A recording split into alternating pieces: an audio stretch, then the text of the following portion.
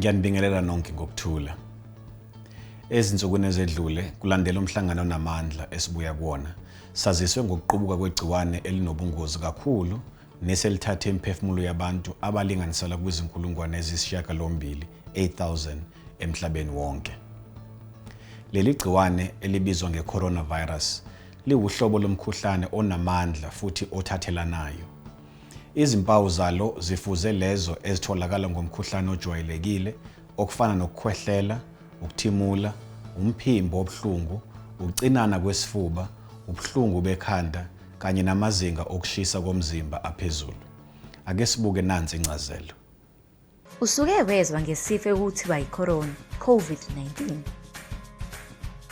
Kuligciwane likwenza ube nefiva, ukhwehlele, ube nzima nokuphefumula. Ube nomphimbo obuhlungu. Lidlulisele ngenkathi amathe amancane ephinyiselwa umuntu ogulayo. Bese lawo mathe amancane adlulela kwamehlo, ikhala noma umlomo womuntu ophilayo. Kodwa ungakhathazeki, ungasiza ekwehliseni amathuba okutheleleka nokudlulisela kwaleli gciwane ngokunakekela isimo sempilo yakho. 1. Ngokugeza izandla zakho ngensipho namanzi afudumele imizuzwana eyi-20.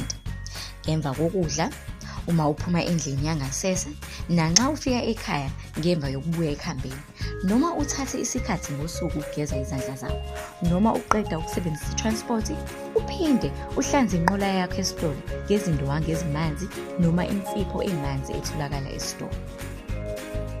2. Ungabuthinti ubuso bakho noma uxhawule izandla noma uxikixe amehlo akho. Noma wabelane ngezinsizi phecelezi amathuluzi futhi ungawalahla amathishu akho emgqonyeni.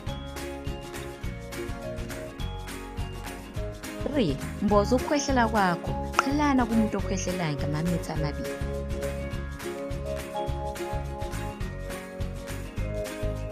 Empeleni, uma ugugile, zama ukugwema ukuhlangana nabanye. Hlala ngasekhaya uze wehlise amathuba okuthola igciwane. Abantu abasha mabalekele ngokuyovela obakhelwane babo abadala. 4. Idla ukudla okunomsoco, uphumule ukuze ugcine amasosha akho omzimba eqinile. 5. Ningabelani ngokudla, izitsha, izinkomishi namathawula. 6. Uma uzizwa ugula, ukhwehlela, unemphimbo obuhlungu nefiva futhi uke wahlangana nabantu abanegciwane, xhumana naleli kheli 0800 029 999. Uma ukhwehlela unalezi mpawu noma ezinye njengenjwayelo, vakashela umtholampilo noma uthintane nodokotela. Zama ukuphumula ekhaya uze ube ngcono ukuze wehlise ithuba lokudlulisela kwaleli gciwane. Ngenxa yamandla aleli gciwane, osompilo emhlabeni wonke baphezu kwemizamo yocwaningo lokufuna indlela eyiyo yokuvikela ukusabalala kwaleli gciwane kanye nokusiza labo eselibangene. Okwamanje alikatholakali ikhambi eliqondile lokubhekana nalesi simo. Ngosuku lokuqala lwesonto, umongameli wezwe wenze isimemezelo sokuthi zonke izikhungo zomphakathi ezibuthanisa abantu abaningi kufanele ziqikelele ukuphepha kwalabo bantu ukuze bangathelelani bengazi. Ubuye wenza isaziso ngesinqumo sikahulumeni sokuthi kungavunyelwa ukuhlangana kwabantu abeqile kwabayikhulu 100 kuzo zonke izigaba zomphakathi. Lesi sinqumo sihambisana nezinyathelo esezithathwe amanye amazwe omhlaba. Kulandela lesi simemezelo sikahulumeni, ngomsombuluko ntambama ngibe nomhlangano nabagcotshwa bonke ukubheka ukuthi lesi simo sinamthelela muni kwindlela esiqhubha ngayo inkonzo. Sivumelane ngalezi zinyathelo ezilandelayo. Inkonzo yophumulo lwabagcotshwa ebihlelelwe umhla ka-21 March ayisezukuba khona. Lokhu kwenzelwa ukuthi kungabikho ukuhlangana kwabazalwane abangaphezu kuka-100. Izinkonzo zesabatha zizoqhubeka emagatsheni onke, ikakhulukazi kulezo zindawo ezinabazalwane abangaphansi kuka-100. Amagatsha anabazalwane abangaphezu kuka-100 azoqhubeka nezinkonzo, kodwa sizoqikelela ukuthi ibandla lingeqi ku-100 enkonzweni. Imininingwane yalawo magatsha izokwaziswa ngokwezizinda zokuxhumana kwawo njengama-WhatsApp groups. Kuzoba nombulala gciwane phecelezi ama-sanitizer emagatsheni onke ukuze abazalwane bahlanze izandla ngaphambi kokungena endlini yokukhonza noma bephuma endlini yokukhonza. Kuyacelwa abazalwane baphinde bazihlinzeke ngama-sanitary wipes abazowasebenzisa ukuhlanza izandla zabo uma bethinta impahla ngaphakathi endlini yokukhonza.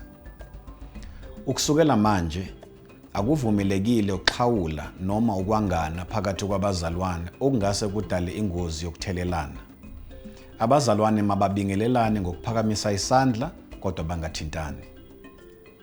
Bonke abagcotshiweyo mabageze izandla ngamanzi nensipho ande ukuba babeke izandla kwabagulayo, kanye futhi nasemva kokubeka izandla. Uma kwenzeka, siqhugquzela ukuthi abazalwane mabakhulekelwe bengabekwanga izandla okwalesi sikhashana.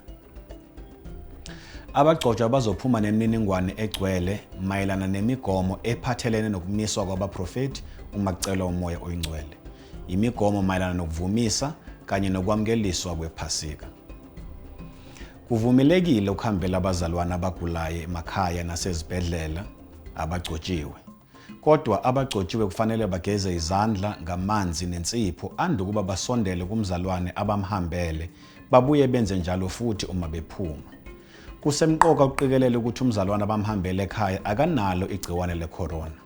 Uma umzalwane enalezi zimpawu esengizibalile ngasenhla, akuvumelekile ukumhambela ekhaya, kodwa ukumnikeza uxhaso, izaluleko zomtholampilo kanye nomkhuleko ngocingo. Kusemqoka ukuthi sonke sinikeze uxhaso olugcwele nokusekela abazalwane okungenzeka ukuthi baphatheke ngalesi simo. Kulabo abangeze ukuphumelela ukuhlanganyela nebandla ngamasabatha ngenxa yesibalo, sihlele ukuthi izinkonzo zesabatha zizosakazwa bukhoma, live streaming, njalo ngamasabatha.